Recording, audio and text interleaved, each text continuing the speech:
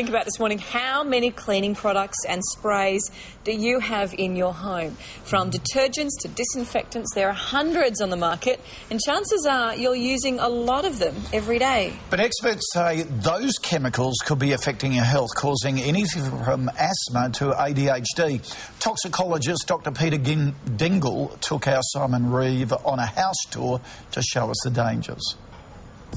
OK, Pete, I guess the kitchens are ground zero as being a source of a lot of the problems. Yep. And all you've got to do is go underneath the sink for the start and you have a look. Oops, look at that.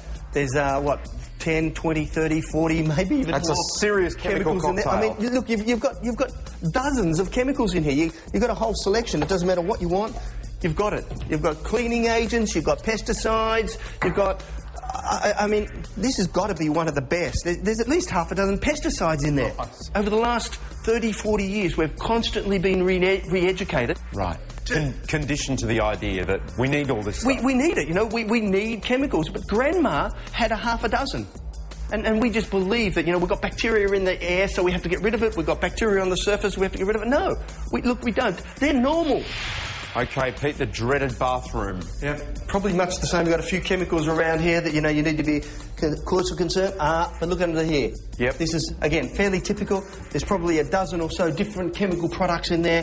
You know, you've got your air fresheners, you've got your shower cleaners and stuff like this. You know, people don't realise that these chemicals are highly toxic. And all these chemicals, I guess, are interacting as well in ways that we have no idea about. Look, there are hundreds of possible... Just in here, there are hundreds of possible chemicals in there. You know, even the pesticides. There was a recent study showing that, you know, a lot of the pesticides are linked with ADHD.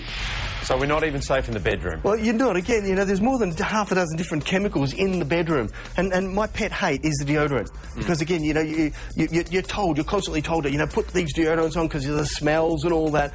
And you see the ad going and spraying up in the body. What's interesting is that every year a young boy dies somewhere around the world as a result of using too much of this type of chemical, spraying it into their face.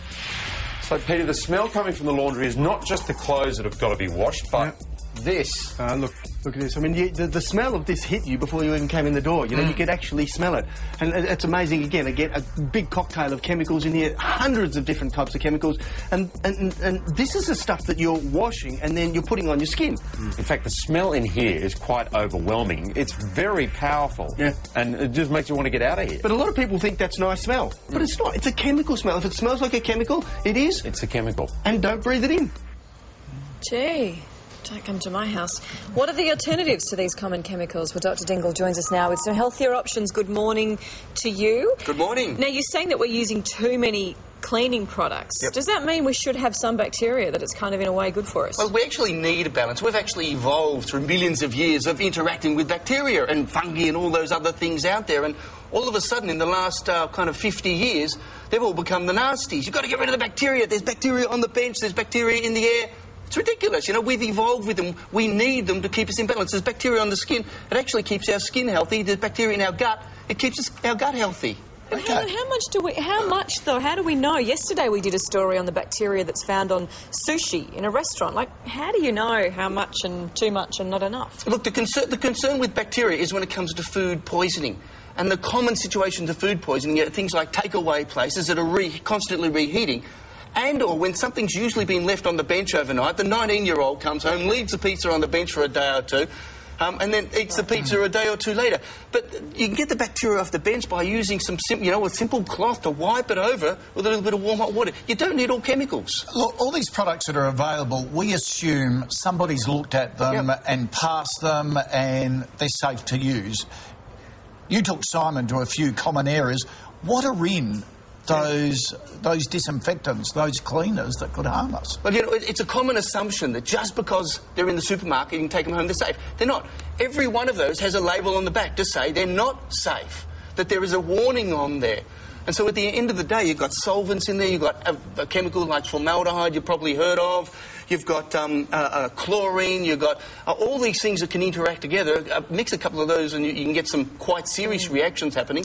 And we just take it for granted.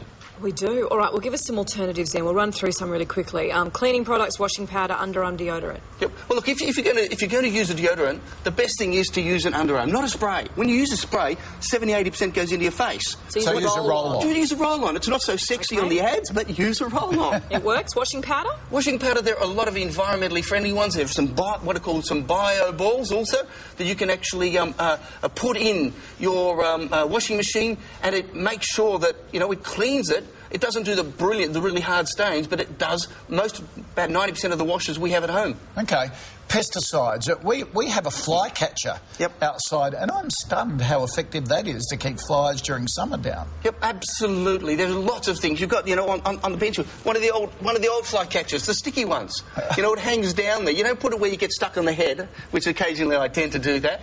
But you know, you put it outside somewhere. The flies attract to it. They get stuck on it. People don't like the looks of it, so they go for the sprays. But you know, there are lots of options in terms of you know, controlling pests. All right, and mould. What about mould? Well, look, if you're serious about mould, the best thing to do, and by the way, mould is a huge issue. It's an absolutely huge issue, particularly here in Sydney, but also all over the place. There are some places, if you've got mould in your home, not just in your bathroom or laundry, if you've got mould in your home growing in the walls or any other, you've got to act, you've got to do something about it. But if you want to do something, the best thing is simple vinegar. You know, it's $1 a litre or less or something, and all you need to do is use vinegar to wipe it over, and that's the best way to get the mould, by the way, off the wall.